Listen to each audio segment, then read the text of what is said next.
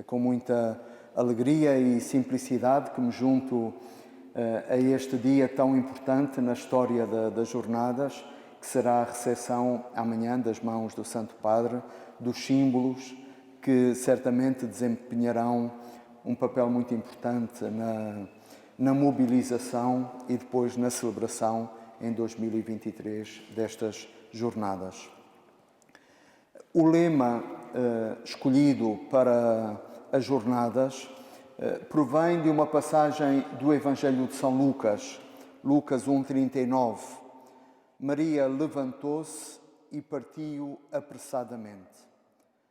Parece uma afirmação simples, de compreensão imediata, mas a verdade é que quanto mais aceitamos refletir e rezar sobre ela, mais facetas descobrimos e maior é a intensidade do seu impacto espiritual em nós.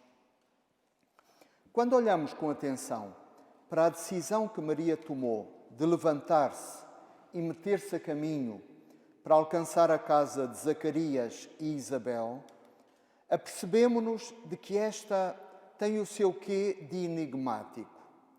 A comprovar este caráter intrigante está, por exemplo, o facto de até Isabel se mostrar surpreendida quando vê chegar Maria, porque ela diz: "A que devo eu que a mãe do meu Senhor me venha visitar?" Mas também o leitor do Evangelho se pode perguntar por que é que Maria se levantou e partiu tão apressadamente. Que motivos a conduziram a esta ação? Situando-nos no texto bíblico, há uma série de hipóteses que podemos colocar, mas também descartar. A primeira é esta: será que Maria se sentiu de alguma maneira em perigo depois do que lhe havia sido revelado pelo anjo, e com esta viagem ela estará em busca de distanciamento ou à procura de um refúgio? Resposta: ela tinha a seu lado José, que a podia proteger. Se fosse esse o caso, ela ativaria certamente essa proteção. Segunda hipótese: será que ela foi informada que a sua parente Isabel não tinha mais ninguém que a pudesse auxiliar naquela ocasião particularmente sensível para uma mulher? Resposta: não é isso que surge no relato do Evangelho de Lucas, quando se refere à presença, em torno a Isabel e a Zacarias, de vizinhos e parentes que se alegraram com o nascimento de João Batista e que certamente lhe terão valido. Terceira hipótese: será que o motivo da viagem de Maria foi ainda assim a oferta generosa dos seus préstimos de cuidado a Isabel no período em que esta estava para ser mãe? Resposta: se essa razão utilitária tivesse sido a dominante, por que é que Maria se demorou junto dela apenas uns 3 meses e partiu de regresso a Nazaré antes do parto acontecer? Além disso, o Evangelho não relata nenhuma ação desse tipo, mas faz apenas memória das palavras que Maria e Isabel trocaram entre si. Mas há mais elementos a adensar o mistério. Por exemplo, Maria parte sozinha para aquela povoação da Judeia, quando a forma habitual de viajar no tempo era em grupo ou em caravana. E Maria tem pela frente mais de 120 quilómetros de estrada, cerca de 3 ou 4 dias de viagem a pé. Além disso, ela toma o caminho das montanhas, que era de facto um dos caminhos possíveis de ligação entre a Galileia e a Judeia, mas era menos frequentado e mais difícil que aquele caminho plano que costeava a linha do Rio Jordão. São tudo perguntas para as quais não temos uma resposta imediata. Uma coisa é certa: os elementos oferecidos pelo texto evangélico fazem-nos perceber que para Maria se tratou de uma decisão importante que ela não quis adiar. Mas o que é que estava em jogo, verdadeiramente, nessa decisão? Recordemos que a frase que nos informa que Maria se levantou e partiu apressadamente surge a seguir à cena da Anunciação e que esta se conclui com o assentimento dado por Maria ao plano de Deus. Eis a serva do Senhor, faça-se em mim segundo a vossa palavra. Este sim, livre e comprometido, determina a partir de agora a sua existência. Tudo o que se sucede daqui para diante pede para ser lido à luz deste sim, gravado como prioridade no coração de Maria. Podemos, por isso, pensar que no princípio da sua decisão está este grande sim. De facto, o versículo 39, ao qual pertence o lema das jornadas, começa deste modo: uns dias depois, Maria levantou-se. Esta forma adverbial, uns dias depois, não é muito exata quanto à indicação do tempo em que a ação se realiza, mas é indiscutivelmente precisa na ligação que estabelece entre os dois episódios entre si, entre a Anunciação e a Visitação. Quer dizer, para o evangelista São Lucas, é fundamental passar ao leitor a informação de que o episódio da Anunciação e o da Visitação têm uma forte correlação interna que é preciso colher. Na verdade, quando Maria responde ao mensageiro divino dizendo: eis a serva do Senhor, faça-se em mim segundo a vossa palavra, ela está a afirmar que a sua vida está colocada nas mãos de Deus e ao serviço de Deus. E esta sua resposta recorda-nos duas coisas: que a história da salvação interpela de forma concreta a vida de cada membro do povo de Deus e que a nossa adesão a essa história é dada no real da vida, implicando-nos aí, e não numa ontologia abstrata e impessoal. Por que é que Maria se levanta e parte? A razão, temos de o reconhecer, não é apenas externa, mas interna. Deus entrou na sua vida. Maria é transformada pela visita de Deus. E a consciência do impacto do amor de Deus, experimentado numa forma vital, não a deixa mais parada, nem a autoriza a ser apenas espectadora do curso dos acontecimentos. Um dos biblistas que comentam esta página não tem dúvidas. O que se pretende indicar com a viagem apressada de Maria é a sua reação àquilo que o mensageiro celeste acaba de lhe comunicar. O acolhimento do dom de Deus que lhe foi comunicado mexe com a sua vida, altera a sua rotina, sugere-lhe que vá além. O sim de Maria é dinâmico. A sua partida é, assim, consequência de uma experiência de amor e de fé conscientemente iniciadas. A viagem constitui uma forma clara e comprometida de resposta e exprime a sua pronta obediência a se responsabilizar com o acontecer da palavra do Senhor.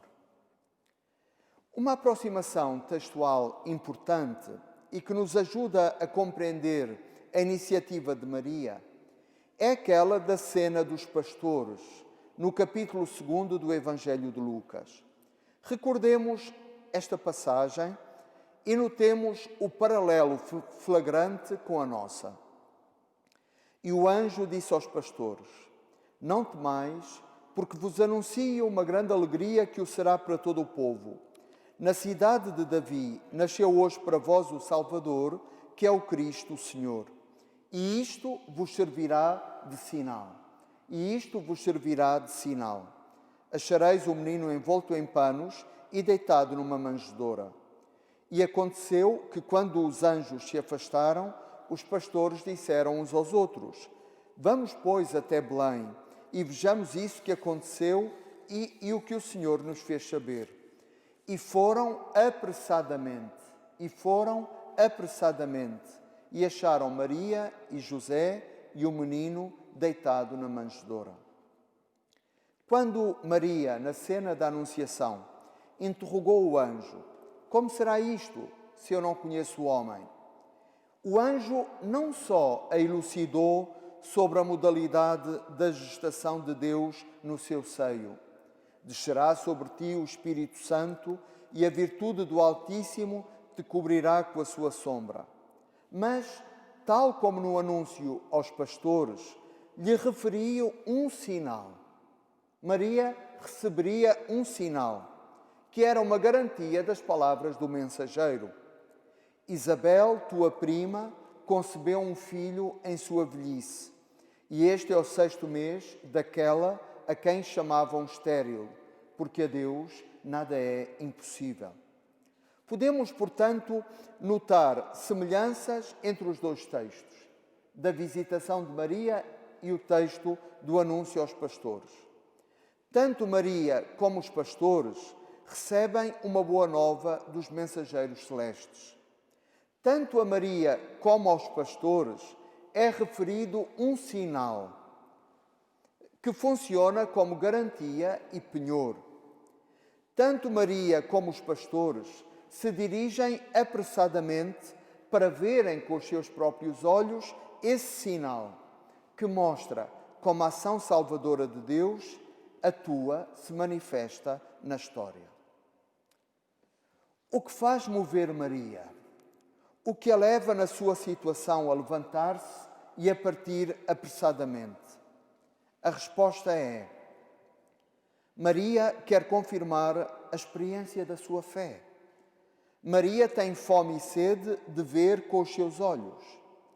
Maria quer tocar a condição tangível e histórica dessa verdade que lhe foi anunciada e que a coenvolve. Maria quer ver o sinal. Por isso, a pressa de Maria não deve ser entendida simplesmente em sentido físico. É dentro de si, no seu coração, que Maria tem pressa, que Maria vibra na expectativa de Deus.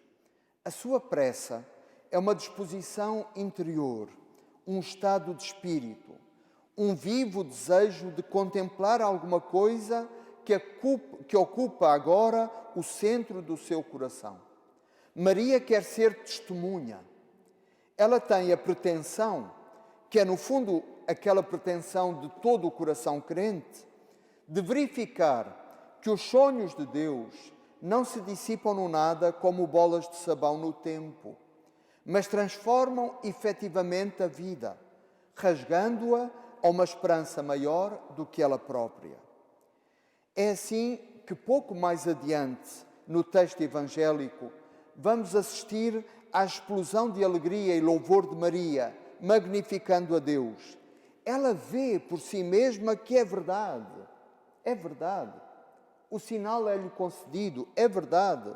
Deus atua na história. E Maria diz: a minha alma glorifica o Senhor e o meu espírito se alegra em Deus, meu Salvador, porque pôs os olhos na humildade da sua serva. Isto é, transformou a minha própria vida.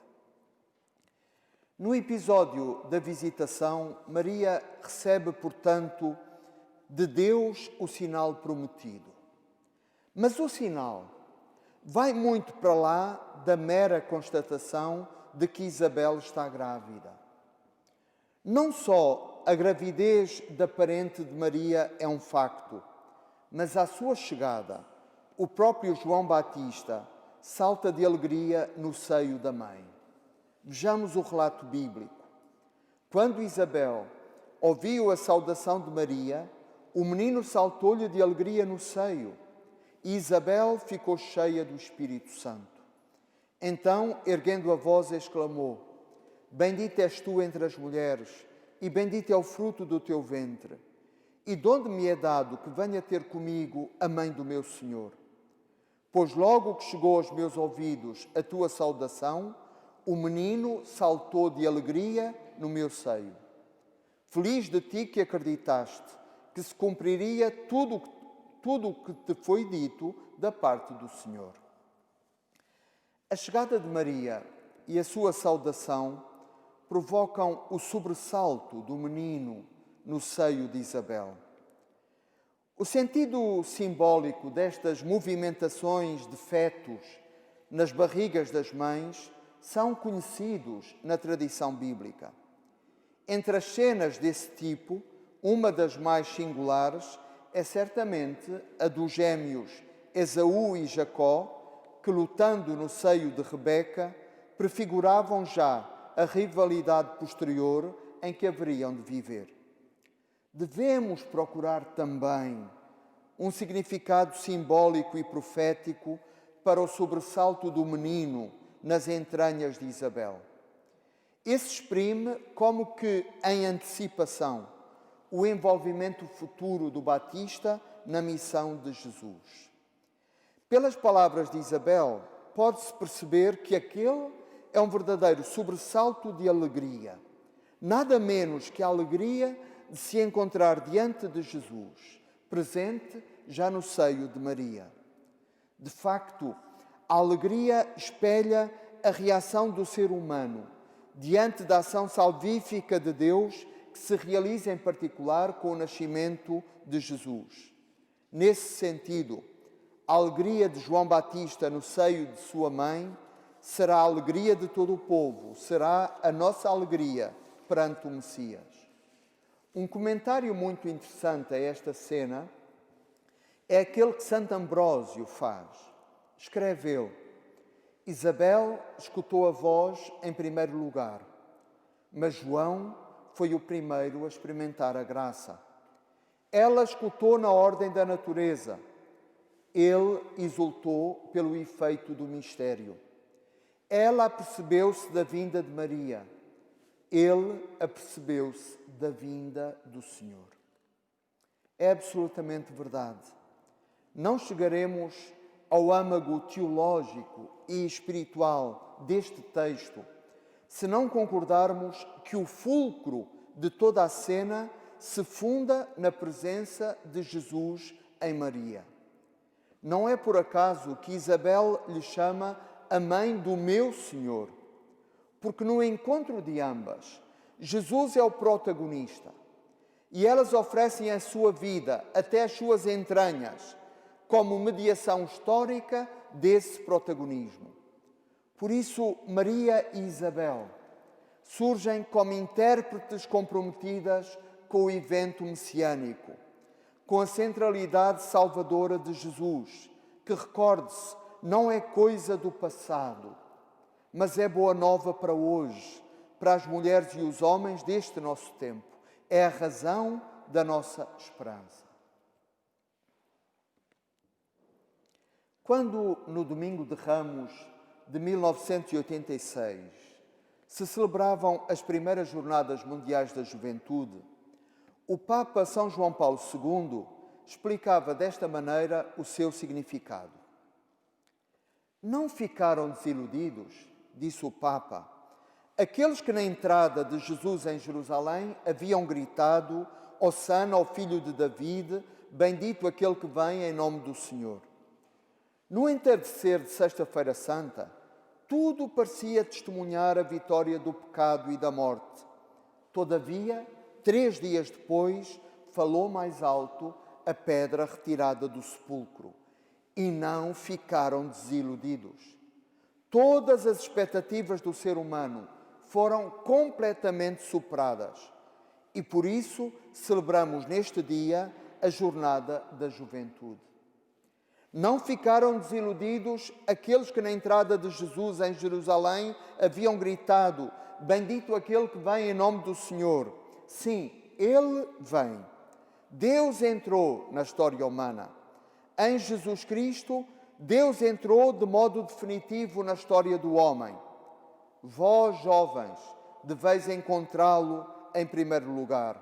Deveis encontrá-lo constantemente. Isso mesmo também recordou o Papa Francisco aos jovens nas suas primeiras jornadas no Rio de Janeiro. Jesus, diz o Papa Francisco, foi quem veio primeiro para junto de nós. E não nos deu somente um pouco de si, mas se deu por inteiro. Ele deu a sua vida para nos salvar e mostrar o seu amor e a misericórdia de Deus. E voltou a insistir no Panamá.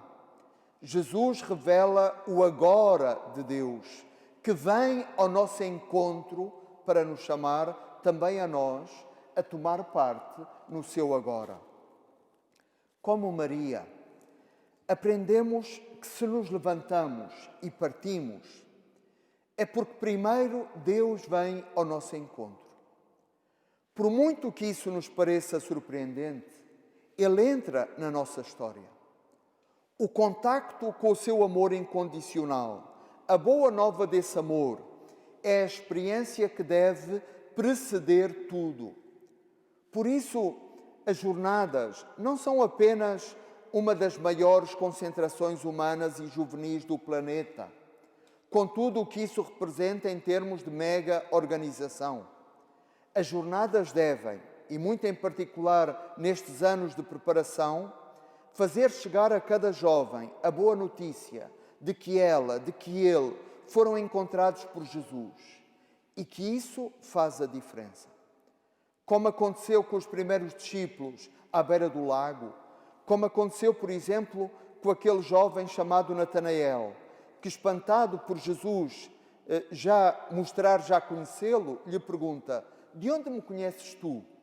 E Jesus esclareceu: antes que Filipe te chamasse, eu já te tinha visto. Vêm-me ao pensamento aqueles versos de Sofia de Melo Breiner Anderson: caminho como quem é olhado, amado e conhecido, e por isso em cada gesto ponho solenidade e risco. Ser visto, ser conhecido, ser amado por Jesus, dá-nos a capacidade de arriscar, fazer da vida uma teofania, uma manifestação de Deus. Não é fácil ser jovem hoje. No documento final do ainda recente Sínodo dos Bispos sobre os jovens, outubro de 2018, o diagnóstico que surge dá que pensar. Os jovens têm o desejo profundo de ser ouvidos, reconhecidos, acompanhados, mas muitos sentem por experiência que a sua voz não é considerada. Por vezes, predomina a tendência a oferecer aos jovens respostas pré-fabricadas e receitas prontas, sem deixar sobressair as perguntas juvenis na sua novidade, nem entender a sua provocação. Cresce a incerteza quanto ao futuro e os grandes problemas das sociedades contemporâneas configuram-se como uma ameaça que se tornará sempre mais pesada se estas não aceitarem uma conversão dos seus modelos. Pense nas mutações climáticas ou na emergência ecológica. O tempo atual navega numa indefinição acerca do bem comum, do valor sagrado da vida e de um projeto social capaz de englobar a todos. É impossível não ver as consequências da ditadura da indiferença e do descarte, que subrepticiamente marca as transações sociais onde ninguém tem tempo para ninguém. Amplia-se o desenraizamento familiar, cultural e religioso, experimentado com maior gravidade entre os jovens. Avoluma-se no horizonte o impacto sempre maior da inteligência artificial a condicionar os comportamentos humanos. É sempre mais visível a ambiguidade da web e das redes sociais, que constituem uma extraordinária via de acesso à informação e ao conhecimento, tal como de encontro e intercâmbio entre as pessoas, mas que são também um território de solidão e de manipulação que afasta os jovens do contacto com a realidade concreta, impedindo frequentemente o desenvolvimento de relações interpessoais autênticas. Torna-se gritante o drama do desemprego, do emprego precário e da imigração que afeta hoje tantos jovens. Há uma distorção dos valores éticos, numa cultura como a odierna, que em tantos âmbitos deixou de colocar no seu centro uma visão integral da pessoa humana. dissemina-se a falta de razões de esperança e de sentido, e os jovens sentem-se, não raro, perdidos num mundo líquido, sem pontos de referência, um mundo em derrapagem, que tem como programa a satisfação imediata, em vez de ajudar a construir uma felicidade duradoura. Os jovens hoje olham com receio e inquietação um presente histórico que parece não ter grande lugar para eles. Ora, é a este mundo juvenil concreto que é preciso anunciar o quanto ele é amado por Deus. Que Deus tem como projeto nada menos que a sua felicidade, a sua realização plena. Que Deus faz dos jovens protagonistas da história. As Jornadas Mundiais da Juventude constituem, portanto, uma extraordinária oportunidade para acender o Evangelho nos corações. O Cardeal Patriarca de Lisboa, Dom Manuel Clemente, recordou, assim, o primeiro encontro que teve com o Papa Francisco depois da convocação das Jornadas para Lisboa, durante o qual perguntou: o que é que o Santo Padre quer mais precisamente para as Jornadas de Lisboa? E o Papa, soletrando devagarinho, disse: evangelização. Seja, portanto, esta uma intensa jornada de evangelização. As jornadas não são o princípio. Esse é, acabamos de ver, a iniciativa que Deus tem de nos amar na pessoa de Jesus. Este é o princípio. Nem é o fim. As jornadas não são a finalidade. A finalidade é o protagonismo de Jesus na história. Mas tal como os pastores, em relação ao presépio, e tal como Maria, na cena da Anunciação e da Visitação, as Jornadas Mundiais da Juventude funcionam como um sinal. Um sinal. E a verdade é que nós precisamos de sinais, pois eles confirmam e consolidam a nossa fé, dão ânimo ao nosso caminho de esperança, inspiram o nosso compromisso de amor. O Sr. Dom Joaquim Mendes, no Panamá, falando das Jornadas de Lisboa, disse isso mesmo, que as jornadas sejam um grande sinal para o mundo de esperança na juventude. Maria levantou-se e partiu apressadamente para contemplar o sinal, para fazer parte daquele sinal que dava evidência à atuação de Deus na história. E é um desejo semelhante, uma fome de tocar o sinal que levará jovens de toda a parte até Lisboa. Recordo, por exemplo, os testemunhos que li de jovens portugueses acerca do sinal que para eles constituiu as Jornadas Mundiais do Panamá. Por exemplo, o testemunho do Joaquim Góis. Éramos todos diferentes. Eu nunca tinha estado, por exemplo, com pessoas da Guatemala ou de El Salvador, países que nós ouvimos falar, mas que nem sabemos bem a realidade que lá se vive. Mas todas essas diferenças ali se desvaneciam para vivermos juntos aquele momento. E o Papa fez questão de lembrar isso. Nós somos muito diferentes, de origens e culturas diferentes, mas ali éramos todos iguais. Não havia diferenças perante Cristo. Perante Deus não há diferenças. Lembro o testemunho da Rita Rito. Andava numa fase de busca dos meus alicerces e daquilo que queria para a minha vida. A Jornada Mundial da Juventude ajudou a confirmar que eu queria Deus. Recordo o testemunho de Margarida Patrocínio. Precisamos de um abanão de fé. Precisamos de seguir mais a Cristo. Mas como é que as jornadas podem ser um sinal? Certamente não há maneira de um enésimo festival da juventude, nem situando-se numa lógica de um mega acontecimento pontual que deixa tudo como estava anteriormente. Penso que a forma fecunda de as jornadas serem um sinal profético é atualizando no coração dos jovens a consciência de que eles próprios são um sinal. Como afirma o Concílio Vaticano II, a Igreja em Cristo é como que o sacramento ou o sinal, o instrumento da íntima união com Deus e da unidade de todo o género humano. E como explica o Catecismo da Igreja Católica, incorporado em Cristo pelo batismo, cada batizado é configurado com Cristo e participa no sacerdócio de Cristo, na sua missão profética e real. Os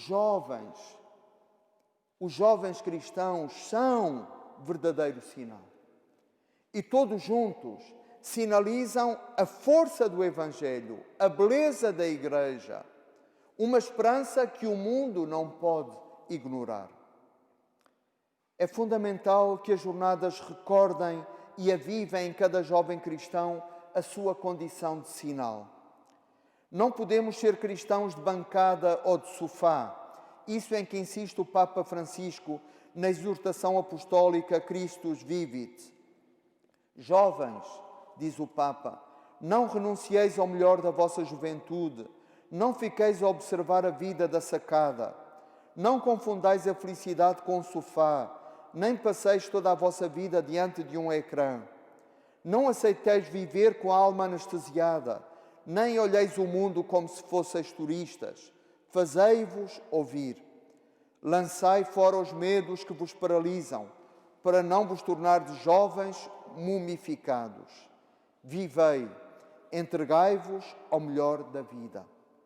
Hoje, na paisagem do mundo, os jovens cristãos são chamados a sinal, ser sacramento, ser sinal, a construir, a viver radicalmente esse sinal. E que ele possa aparecer como uma pergunta, ou possa representar esse sal e fermento na massa. E os jovens possam ser credíveis sentinelas de uma nova civilização. Quando Maria se levanta e parte, o que é que ela descobre? Descobre a beleza do protagonismo de Deus na história. Como lhe diz Isabel, ela é de facto feliz porque acreditou. Maria relê toda a sua história e a história do seu povo como uma história de salvação, onde é possível detectar a cada momento a fidelidade de Deus. E por isso, Maria pôde cantar no seu cântico de louvor a desfatalização da história que Deus opera através do seu Filho. Maria diz aos jovens que temos razões para crer, que temos razões para cantar. Maria ajuda-nos, no fundo, a ver como em cada um de nós confluem todas as promessas de Deus, todos os seus sonhos, todas as suas misericórdias. Somos herdeiros e transmissores desta vida divina. E daqui brota um desafio fundamental para todos nós. O de vivermos dando vida.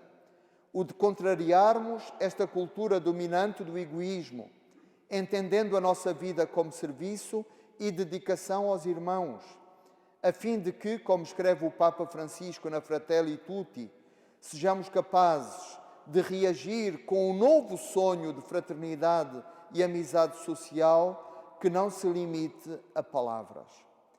Como é fundamental que, acolhendo o exemplo de Maria, os jovens se comprometam com o protagonismo de Jesus na história, que é a alavanca e o motor da esperança.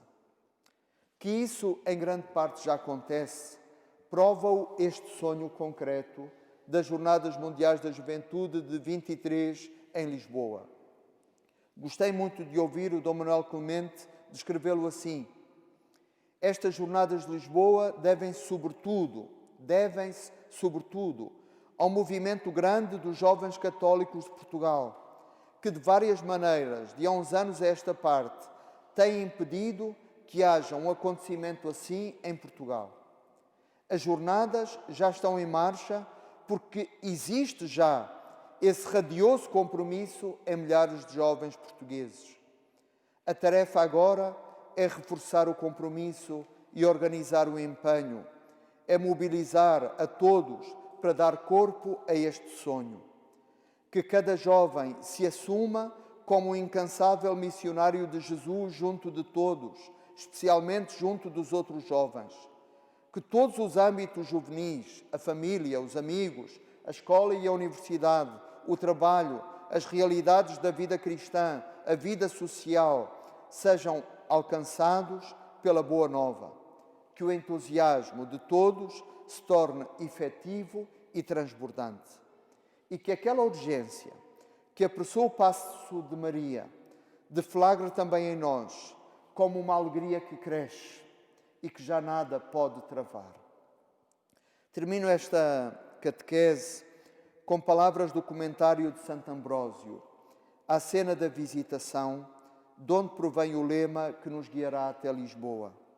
Santo Ambrósio escrevia: vede bem que Maria não duvidou e por isso obteve o fruto da sua fé. Feliz és tu porque acreditaste. Mas felizes sereis também vós, se tendo ouvido acreditardes, pois cada alma que acredita concebe e gera o Verbo de Deus. É essa agora a nossa tarefa. Muito obrigado.